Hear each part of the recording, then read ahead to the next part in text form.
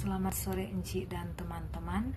Terima kasih atas waktu dan kesempatan yang telah diberikan kepada kami selaku kelompok 4 untuk memaparkan materi tentang pengukuran dan pelaporan kinerja instansi pada pemerintah Republik Indonesia yang berlaku sekarang.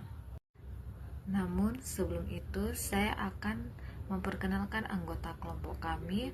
Yang pertama dengan saya sendiri Olivia Garus dan teman-teman saya yaitu Florin Simea, Melan Poae, Sharon Onibala, Agretia Bento, Paras Muko Ago, dan Gabriel Koyongian. Kita masuk pada pengertian pengukuran dan pelaporan kinerja instansi pada pemerintah. Pengukuran dan pelaporan kinerja instansi pemerintah adalah proses sistematis yang dilakukan oleh lembaga pemerintahan di Indonesia untuk menilai sejauh mana pencapaian tujuan, sasaran, dan hasil dari program atau kegiatan yang telah direncanakan dan dilaksanakan, serta melaporkannya secara transparan kepada publik dan pemangku kepentingan. Pengukuran dan pelaporan kinerja merupakan bagian penting dari reformasi birokrasi di Indonesia. Pemerintah terus mendorong setiap instansi untuk tidak hanya melaksanakan program, tetapi juga menghasilkan manfaat atau outcome yang nyata bagi masyarakat.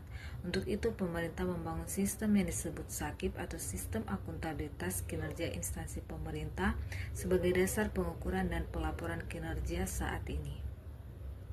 Kerangka regulasi yang berlaku. Yang pertama, Peraturan Presiden Nomor 29 Tahun 2014 tentang Sistem Akuntabilitas Kinerja Instansi Pemerintah. Yang kedua, Permenpan RB Nomor 53 Tahun 2014 tentang Petunjuk Teknis Penyusunan LKJIP. Yang ketiga, Permenpan RB Nomor 89 Tahun 2021 tentang evaluasi SAKIP dan reformasi birokrasi. Selanjutnya, RPJMN 2020 sampai 2024 menekankan akuntabilitas berbasis outcome. Dan yang terakhir, SPBE. Sistem pemerintah berbasis elektronik, mendorong digitalisasi pelaporan. Sistem pengukuran kinerja di pemerintah Indonesia. Tujuan pengukuran kinerja. Yang pertama, menilai sejauh mana instansi berhasil mencapai sasaran strategis. Yang kedua, menjamin bahwa anggaran digunakan secara efisien dan efektif. Dan yang ketiga, meningkatkan akuntabilitas publik. Prinsip pengukuran kinerja, yang pertama terukur dan berbasis data. Yang kedua, relevan dengan tujuan strategis instansi. Dan yang ketiga, fokus pada hasil outcome, bukan hanya aktivitas. Laporan kinerja instansi pemerintah. Laporan kinerja instansi pemerintah atau LKJIP. Yang pertama, uraian tujuan dan sasaran strategis. Yang kedua, indikator kinerja dan capaian. Yang ketiga, analisis terhadap faktor keberhasilan dan hambatan. Yang keempat, rekomendasi perbaikan di tahun berikutnya. Tujuan LKJIP. Yang pertama, menyampaikan akuntabilitas kepada publik. Yang kedua, menjadi alat kendali dan evaluasi internal. Yang ketiga, meningkatkan transparansi dalam penggunaan anggaran.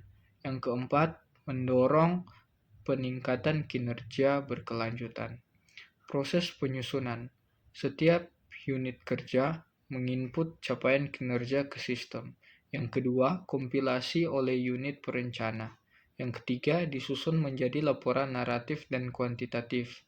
Yang keempat, dilaporkan ke Kementerian PANRB. Yang terakhir, dipublikasikan secara terbuka.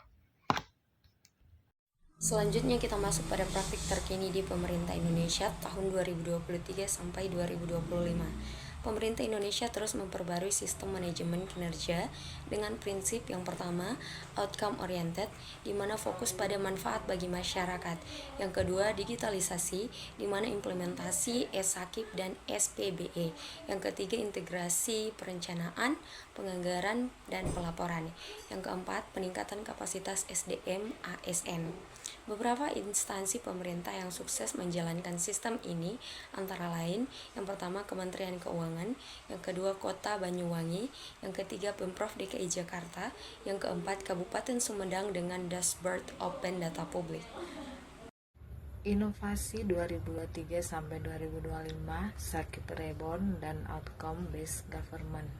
Fokus baru pemerintah.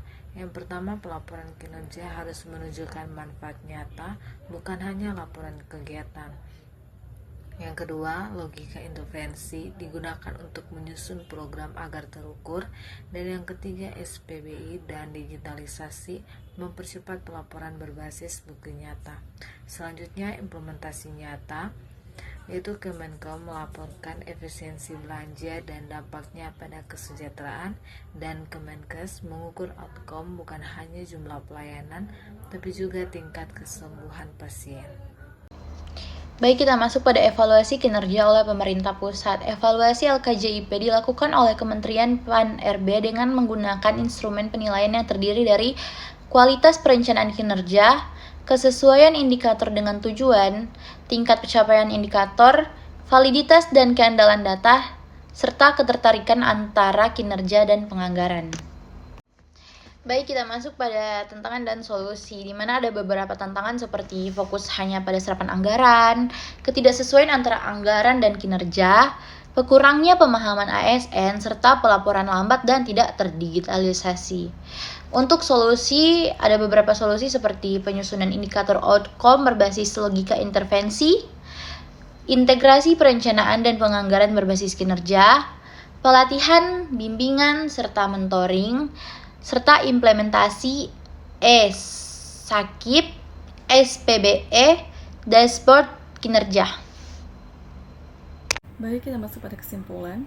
Pengukuran pelaporan kinerja instansi pemerintah di Indonesia yang berlaku saat ini merupakan bagian penting dari reformasi birokrasi dan tata kelola pemerintahan yang baik. Melalui sistem Sakip atau sistem akuntabilitas kinerja instansi pemerintah dan pelaporan dalam bentuk LKJIP, pemerintah memastikan bahwa setiap program dan kegiatan instansi tidak hanya dilaksanakan, tetapi juga memberikan manfaat nyata atau outcome bagi masyarakat. Dengan regulasi yang kuat, dukungan teknologi seperti Sakip dan SPBE, serta fokus baru pada outcome-based government, instansi pemerintah kini dituntut untuk lebih transparan, efisien, dan akuntabel. Evaluasi kinerja dilakukan secara menyeluruh oleh Kementerian PAN-RB untuk mendorong peningkatan kinerja yang berkelanjutan.